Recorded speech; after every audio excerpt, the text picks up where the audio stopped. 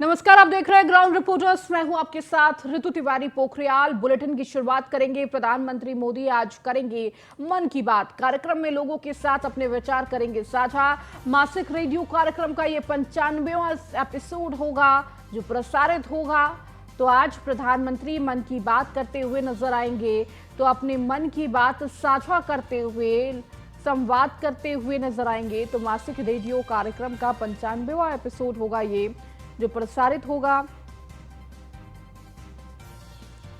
तो कहीं ना कहीं सबकी नजर की आखिर आज के मन की बात कार्यक्रम में किन किन बातों का जिक्र होने वाला है, प्रधानमंत्री किन बातों का जिक्र करेंगे, किन मुद्दों को उठाते हुए नजर आएंगे और क्या संदेश जनता के नाम साझा करेंगे, इस पर हर किसी की नजर है। आज अयोध्या और गोरखपुर जाएंगे सीएम योगी आदित्यनाथ। करीब 10:30 बजे अयोध्या पुलिस लाइन हेलीपैड पहुंचेंगे सीएम। हेलीपैड से आयुक्त सभागार जाएंगे सीएम योगी। अयोध्या के विकास कार्यों को लेकर समीक्षा बैठक भी करेंगे। तो विजन डॉक्यूमेंट को लेकर करेंगे समीक्षा बैठक। आयुक्त सभागार में मंडलीय समीक्षा बैठक करेंगे। 1 बजे सर्किट हाउस पहुंचेंगे मुख्यमंत्री और करीब 1:30 बजे जीआईसी मैदान पहुंचेंगे सीएम योगी। प्रबुद्ध सम्मेलन को संबोधित करेंगे। 3 बजे रामकथा पार्क पहुंचेंगे सीएम योगी। सीएम योगी रामायण मेले को करेंगे शुभारंभ करेंगे इसका। 4:30 बजे गोरखपुर पहुंचेंगे मुख्यमंत्री योगी आदित्यनाथ। कई सारी परियोजनाओं का लोकार्पण और शिलान्यास करते हुए सीएम योगी आदित्यनाथ नजर आएंगे। तो 2 दिनों का गोरखपुर दौरा भी उनका रहने वाला है।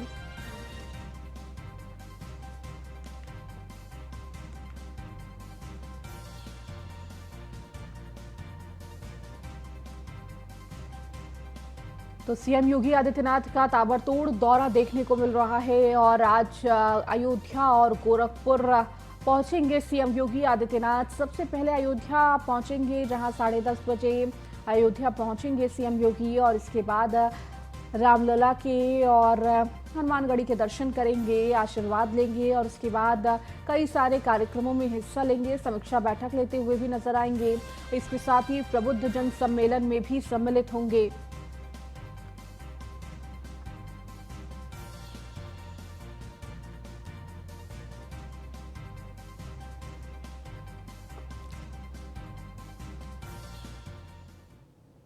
आज बीजेपी प्रदेश अध्यक्ष भूपेंद्र चौधरी का मेरठ और मुजफ्फरनगर का दौरा है। मेरठ सर्किट हाउस में सुबह 9 बजे करेंगे प्रेस वार्ता। प्रेस वार्ता के दौरान विपक्ष के बड़े नेता होंगे बीजेपी में शामिल। तो प्रेस वार्ता के बाद खतौली जाएंगे भूपेंद्र चौधरी। खतौली में सुबह 11 बजे मन की बात कार्यक्रम सुनेंगे। सुबह 11:30 बजे जनप्रतिनिधियों के साथ बैठक करेंगे। 12 बजे खतौली के बूथ अध्यक्ष सम्मेलन को संबोधित करेंगे और करीब दोपहर 3 बजे के करीब खतौली में किसान संवाद कार्यक्रम में हिस्सा लेंगे। तो ये पूरा कार्यक्रम मुजफ्फरनगर का भूपेंद्र चौधरी का रहने वाला है। तो देखिए, खतौली उपचुनाव है और इस उपचुनाव को लेकर लगातार हर बड़े चेहरे खतौली में पहुंच रहे हैं और कहीं ना कहीं जनता से सीधा संवाद करने का प्रयास और बूथ स्तर पर किस तरह से मजबूती लाई जाए, इसका प्रयास किया जा रहा है। और तमाम कार्यक्रमों में भूपेंद्र चौधरी प्रदेश अध्यक्ष पहुंचेंगे और हिस्सा लेंगे। तो आज बीजेपी प्रदेश अध्यक्ष भूपेंद्र चौधरी का मेरठ और मुजफ्फरनगर दौरा है। मेरठ सर्किट हाउस में सुबह 9 बजे प्रेस वार्ता करेंगे और माना जा रहा है कि मेरठ में प्रेस वार्ता के दौरान विपक्ष के बड़े नेता बीजेपी में शामिल होंगे और इसके बाद वो मुजफ्फरनगर के लिए रवाना हो जाएंगे, जहां पर खतौली में कई सारे कार्यक्रम हैं जिनमें हिस्सा लेने वाले हैं।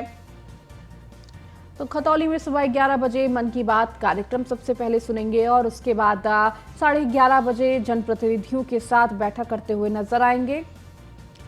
और ज्यादा जानकारी के साथ मेरठ से अतुल शर्मा हमारी संवाददाता हमारे साथ जुड़ चुके हैं। अतुल, आज प्रदेश अध्यक्ष भूपेंद्र चौधरी मेरठ पहुंच रहे हैं और इस दौरान क्या कुछ उनका पूरा कार्यक्रम रहने वाला है, चूंकि प्रेस वार्ता करने जा रहे हैं, बेहद महत्वपूर्ण ये प्रेस वार्ता मानी जा रही है।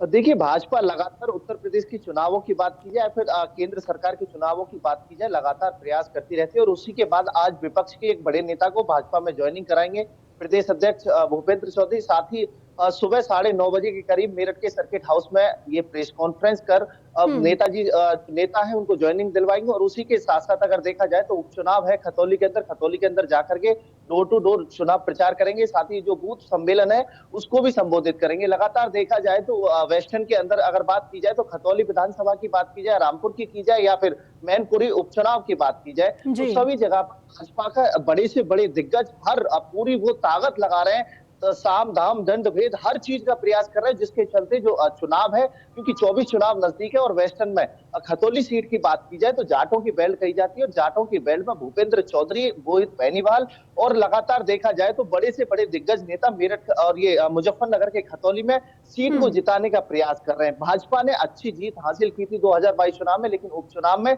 जिस तरह से प्रयास चल रहा है मदन भैया के सामने, जो राजकुमारी सैनी है, वो उनके लिए लगातार प्रचार कर रहे हैं भाजपा के दिग्गज नेता। 30 तारीख को मेरठ दौरे पर रहेंगे मुख्यमंत्री योगी आदित्यनाथ, 2 तारीख को मुजफ्फरनगर दौरे पर। तो देखा जाए तो कहीं ना कहीं भाजपा का हर दिग्गज सीट को जिताने के लिए पूरा प्रयास कर रहा है। आज मेरठ में प्रेस वार्ता कर जो ज्वाइनिंग है विपक्ष के बड़े नेता की, उसके प्रेस के सामने उनको लाएंगे और ज्वाइनिंग कराएंगे। बिल्कुल अतुल, इसके साथ ही साथ खतौली से हमारे संवाददाता सचिन भी हमारे साथ जुड़ चुके हैं। सचिन, आज चूंकि प्रदेश अध्यक्ष पहुंच रहे हैं खतौली, और देखिए उपचुनाव को लेकर लगातार हर बड़ा चेहरा इस वक्त खतौली में मौजूद रह रहा है और चुनाव प्रचार करता हुआ नजर आ रहा है। क्या कुछ उनका पूरा कार्यक्रम रहने वाला है? देखिए जनप्रतिनिधियों से भी मुलाकात करेंगे, कई सारे कार्यक्रमों में हिस्सा भी लेने वाले हैं। देखिए, प्रदेश अध्यक्ष आज खतौली विधानसभा में आएंगे और जितने भी अब तक की तैयारियां हैं उनका जायजा लेंगे। शक्ति बूथ हैं उन पर जाएंगे, डोर टू डोर प्रचार भी करेंगे और जनप्रतिनिधियों के साथ एक बैठक भी होनी है। तो जितनी भी अब तक तैयारी हुई है पूरी उसका जायजा लेकर आवश्यक दिशा निर्देश देंगे। मुजफ्फरनगर की खतौली विधानसभा सीट पर अगर बात करें तो लगातार दिग्गजों का यहाँ पर आवागमन लगा रहता है। दोनों उप मुख्यमंत्री इस सीट पर आ चुके हैं, मुख्यमंत्री का भी 2 तारीख का आना है। तो लगातार खतौली विधानसभा सीट पर लगातार दिग्गजों का आना जारी है। और जितने भी सब मोर्चे होते हैं, चाहे अनुसूचित मोर्चा हो, पिछड़ा वर्ग हो, सभी तरह के सम्मेलन किए जा रहे हैं। आज किसान सम्मेलन को भी संबोधित करेंगे। जी बिल्कुल सचिन, और किस तरह से पूरी तैयारियां की जा रही हैं, क्योंकि कहीं ना कहीं बेहद महत्वपूर्ण ये पूरा उपचुनाव भी रहने वाला है और इसी को देखते हुए ये सारे कार्यक्रम आयोजित किए जा रहे हैं। किस तरह से तैयारियां सचिन प्रदेश अध्यक्ष के आने पर की गई है? देखिए, शक्ति बूथ टोलियां बनाई गई हैं, उन्हीं का जायजा लेंगे। गांव-गांव में जाकर देखेंगे कि किस तरह की तैयारी है, कहां नाराजगी है, कहां पर मजबूती है। तो उसी तरह की पूरी जाकर जायजा लेंगे और उसको लेकर सभी जो भाजपा के पदाधिकारी है, कार्यकर्ता हैं, वो अलर्ट हैं और पूरे तरह से तैयार हैं। अपने प्रदेश अध्यक्ष के स्वागत के लिए भी तैयार हैं। तो उसी को लेकर आज जायजा लेंगे और ये निरीक्षण करेंगे कि किस तरह की तैयारियां हैं। ठीक है सचिन और अतुल, आप दोनों का बहुत बहुत शुक्रिया जानकारी साझा करने के लिए। रामपुर में बीजेपी प्रत्याशी आकाश सक्सेना के कार्यालय पर कार्यकर्ताओं और नेताओं ने चुनाव संचालक समिति की बैठक की। रामपुर पहुंचे प्रदेश अध्यक्ष चौधरी भूपेंद्र सिंह ने मीडिया को बताया कि आज चुनाव कार्यालय पर संचालन समिति की बैठक ली।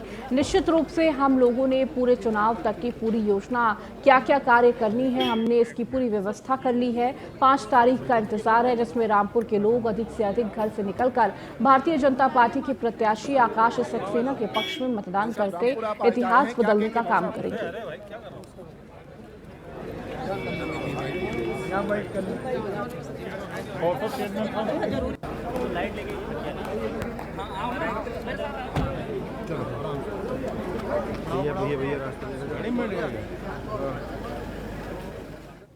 चुनाव की जो हमारी व्यवस्थाएं हैं, उन चुनावों की तैयारी के सिलसिले में हम लोगों ने अपने कार्यकर्ता जिनके पास ये काम है उनकी तैयारी की है।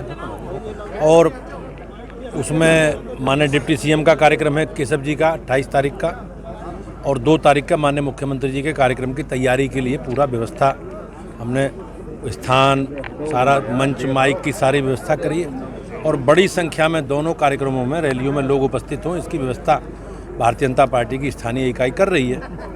और निश्चित रूप से हम लोगों ने पूरे चुनाव तक की पूरी योजना, जिसमें सारे काम हमें क्या क्या करने हैं, उसमें उन कामों की पूरी तैयारी हम लोगों ने कर ली है। और अब केवल 5 तारीख का इंतजार है, इसमें रामपुर के लोग अधिक से अधिक घर से निकलकर भारतीय जनता पार्टी के प्रत्याशी आकाश सक्सेना के पक्ष में मतदान करके और इतिहास बदलने का काम करेंगे। रामपुर में उपचुनाव की तैयारियों में प्रशासन ने पूरी ताकत झोंक दी है। जिला अधिकारी पल पल की जानकारी ले रहे हैं, साथ ही निरीक्षण कर कर्मियों को निर्देश भी दे रहे हैं। जिला निर्वाचन अधिकारी नवीन मंडी परिषद पहुंचकर स्ट्रांग रूम की व्यवस्थाओं का जायजा लिया, साथ ही ईवीएम की कमिश्नरी के कार्य को भी देखा और इस दौरान उन्होंने मॉक पोल की प्रक्रिया के बारे में कर्मचारियों को जरूरी निर्देश भी दिए। इसके बाद उप जिला निर्वाचन अधिकारी हेम सिंह सहित अन्य अधिकारी से 4 दिसंबर को मतदान पार्टियों की रवानगी को लेकर तैयारी के लिए रोड मैप की जानकारी भी दी।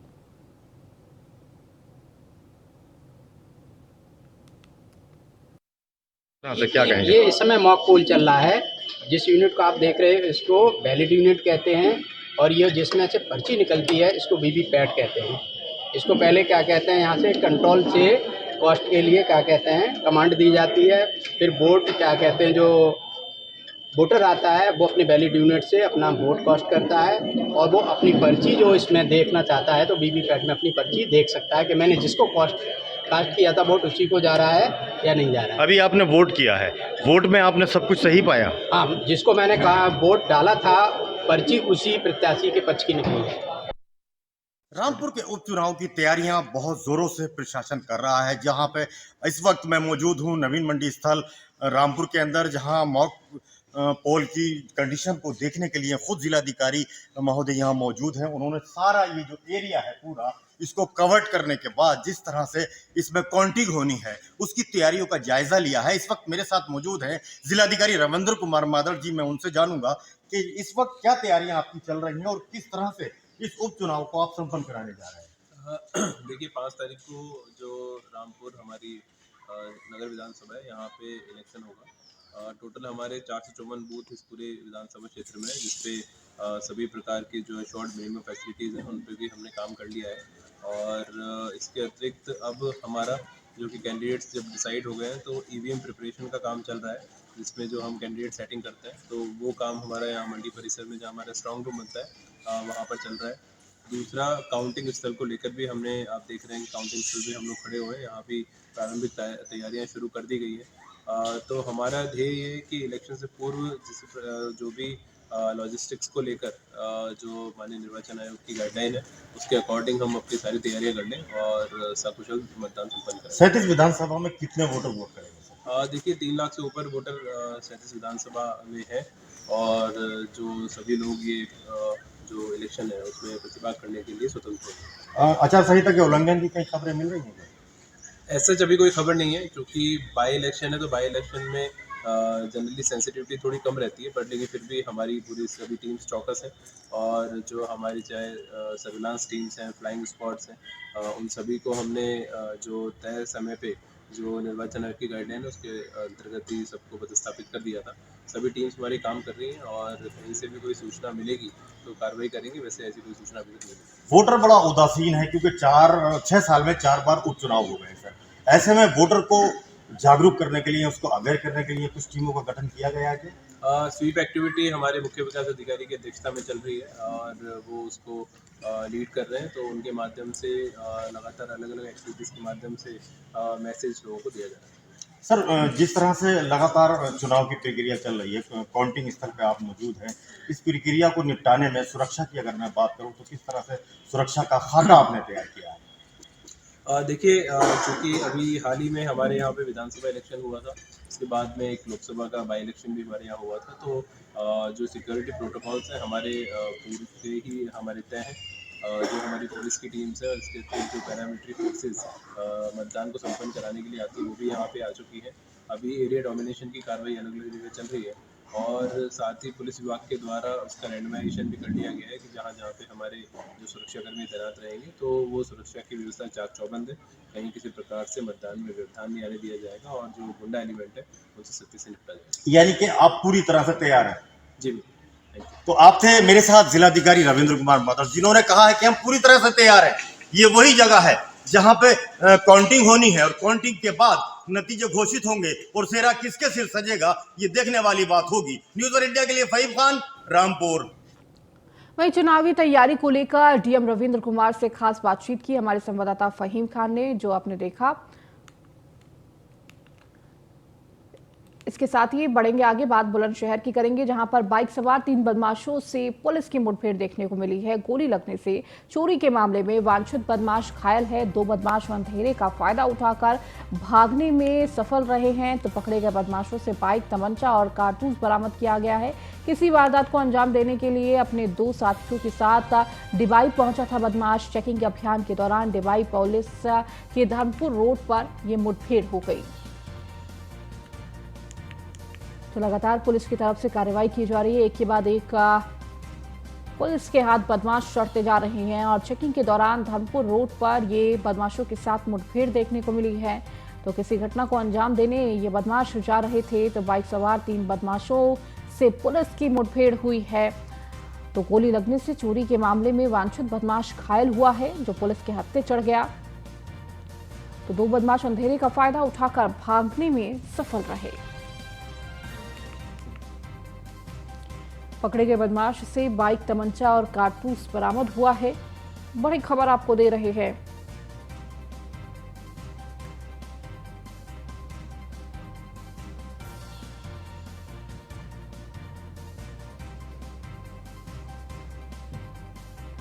तो बुलंदशहर में बाइक सवार 3 बदमाशों से मुठभेड़ हुई है पुलिस की, जिसमें एक बदमाश के पैर में गोली लगने से बदमाश घायल हो गया।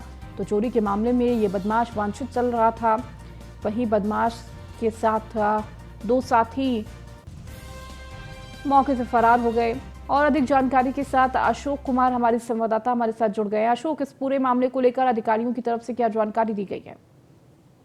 बिल्कुल, आपको बता दें बुलंदशहर में देर रात को मुठभेड़ हुई है। मुठभेड़ बुलंदशहर के डिवाई थाना क्षेत्र के धर्मपुर चौकी क्षेत्र में हुई है। ये बाइक सवार बदमाश एक बड़ी घटना को अंजाम देने के लिए बुलंदशहर के डिवाई क्षेत्र में आए हुए थे। ये लूट के घटना में वांछित चल रहे थे, जिसको लेकर बुलंदशहर पुलिस लगातार इस पर शिकंजा कसने के लिए एसएसजी की टीम और डिवाई पुलिस लगातार इन पर दबिश मार रही थी। जिस पर एक सूचना मिली थी कि ये डिवाई क्षेत्र में बड़ी घटना को अंजाम देने के लिए बुलंदशहर के डिवाई क्षेत्र जा रहे हैं, जिसमें पुलिस ने चेकिंग के दौरान में एक बदमाश को मौके पर गिरफ्तार किया है। 2 साथी का फायदा एक मौके से फरार हो गए हैं। उनके लिए भी सिर्फ टीम लगाई गई है और जैसे ही सीधे गिरफ्तार करने का दावा किया जा रहा है अशोक कुमार की तरफ से। ठीक है अशोक, बहुत बहुत शुक्रिया इस जानकारी को देने के लिए।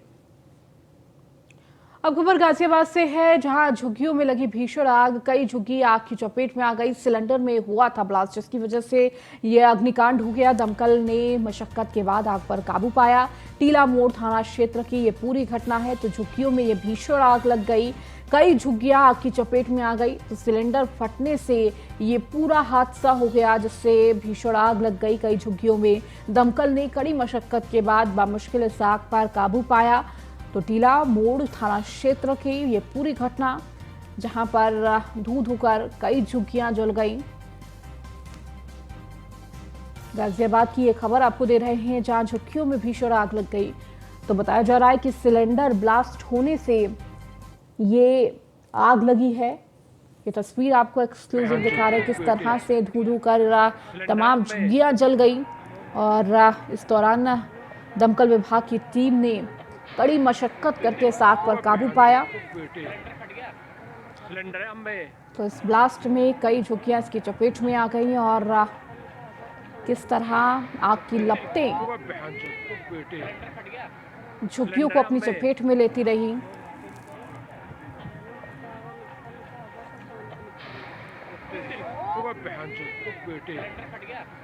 सिलेंडर है अंबे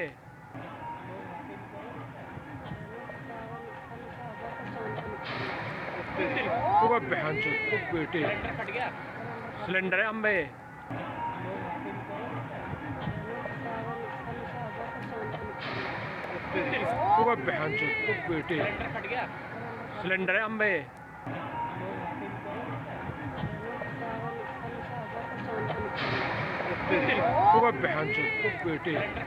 दमकल ने मशक्कत के बाद आग पर काबू पाया। तो झुग्गियों में ये भीषण आग लग गई।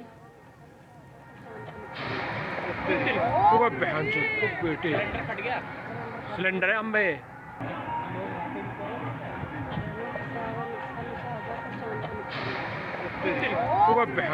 बेटे दमकल के बाद सिलेंडर है अम्बे दमकल ने कड़ी मशक्कत से इस आग पर काबू पाया।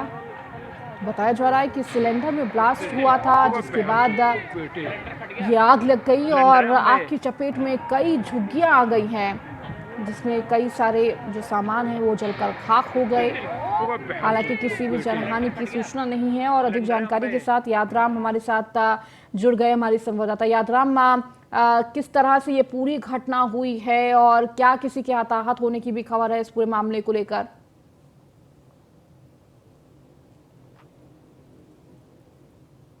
यादराम,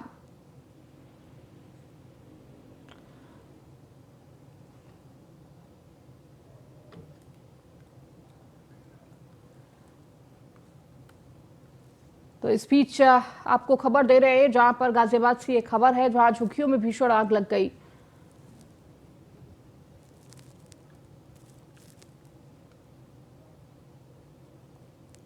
बढ़ेंगे आगे। नवीन गल्ला मंडी में आग का कहर। गल्ला मंडी स्थित दुकान में भीषण आग लग गई। आग की चपेट में आई 10 से ज्यादा दुकानें। आग लगने से दुकान में रखा सामान जलकर राख हो गया। आग लगने का कारण अभी स्पष्ट नहीं हो पाया है। थाना अलीगंज क्षेत्र के नवीन गल्ला मंडी की ये पूरी घटना है, जहां पर दुकान में भीषण आग लग गई। आग की चपेट में 10 दुकानें आ गईं। तो आग लगने से दुकान में रखा सारा सामान जलकर खाक हो गया।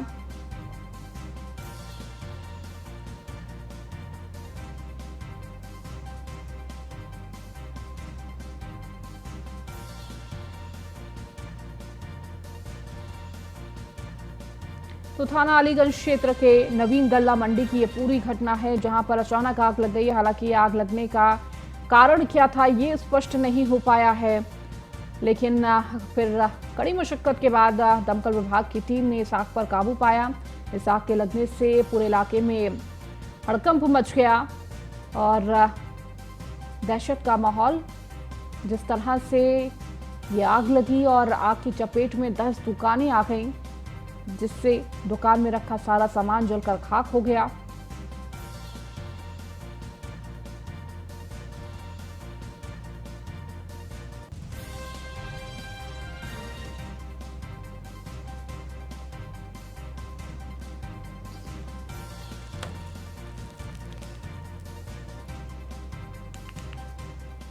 वहीं कानपुर में भी मिठाई सहित 4 दुकानों पर आग लगी। तो बाबू पुरवा शेदी पहलवान चौराहे के पास दुकानों में ये आग लग गई। कड़ी मशक्कत के बाद आग पर काबू पाया गया। तो मिठाई सहित 4 दुकानों पर ये आग लग गई। हालांकि आग किस वजह से लगी ये स्पष्ट नहीं हो पाई है। बाबू पुरवा शेदी पहलवान चौराहे के पास ये दुकानों में भीषण आग लगी। तो कड़ी मशक्कत के बाद आग पर काबू पाया गया। अब आग के कारणों का पता लगाया जा रहा है कि आखिर किस वजह से ये दुकानों में आग लगी है। ये तस्वीर भी आपको कानपुर की दिखा रहे हैं, जहां पर बाबूपुरवा छेदी पहलवान चौराहे के पास दुकानों में ये भीषण आग लगी। तो मौके पर दमकल विभाग की टीम ने पहुंचकर इस आग पर काबू पाया। तो वहीं इस आग को देखते हुए कहीं ना कहीं आसपास के लोगों ने भी आग बुझाने का प्रयास किया, लेकिन आग इतनी जबरदस्त थी कि दमकल विभाग की टीम ने बामुश्किल इस आग पर काबू पाया।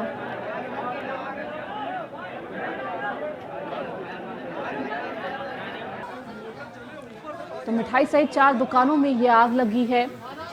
हालांकि अब आग को बुझा दिया गया है और आग किस वजह से लगी है ये अभी स्पष्ट नहीं हो पाया। इसकी जांच की जा रही है।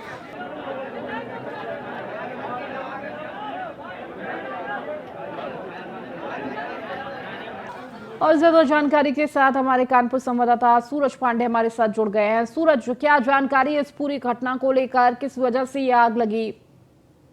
जी बिल्कुल, आपको बता दें कि पूरा मामला बाबूपुरवा थाना क्षेत्र के इलाके का है, जहां पर छेदी पहलवान चौराहे की पूरी घटना है, जहां पर 3 दुकानों में अचानक एक मिठाई की दुकान में पहले आग लगी और देखते ही देखते आस पड़ोस की 3 दुकानों में भीषण आग लग गई, जिसके बाद आग की ऊंची ऊंची लपटें उठता थी कि स्थानीय लोगों ने पहले तो आग बुझाने का प्रयास किया और दमकल विभाग को मामले की जानकारी दी। मगर जब आग नहीं बुझी तो दमकल की एक गाड़ी मौके पर तकरीबन 20-25 मिनट बाद पहुंची और कड़ी मशक्कत के बाद इन तीनों दुकानों में लगी आग को काबू पाया गया है। आग लगने से लाखों रुपए के नुकसान की बात सामने आ रही है। जी ठीक है सूरज, बहुत बहुत शुक्रिया इस जानकारी को देने के लिए। और एक खबर बुलंदशहर से, जहां गद्दे की फैक्ट्री में भीषण आग लगी। आग से कंपनी मालिक की कार भी जलकर खाक हो गई है। आग की लपटों ने दूसरी कंपनी को भी अपने जद में ले लिया है। कड़ी मशक्कत के बाद आग पर काबू पाया गया। सिकंदराबाद औद्योगिक क्षेत्र में स्ट्रिप लाइट कंपनी का ये पूरा मामला है। तो आग की लपटों ने दूसरी कंपनी को भी अपने जद में ले लिया। बुलंदशहर का ये पूरा मामला है, जहां कड़ी मशक्कत के बाद आग पर काबू पाया गया।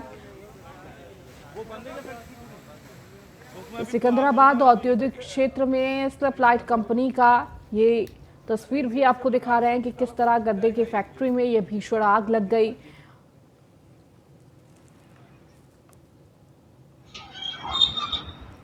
चलिए, इस बुलेटिन में फिलहाल इतना ही। बने रहिए न्यूज़ 1 इंडिया के साथ।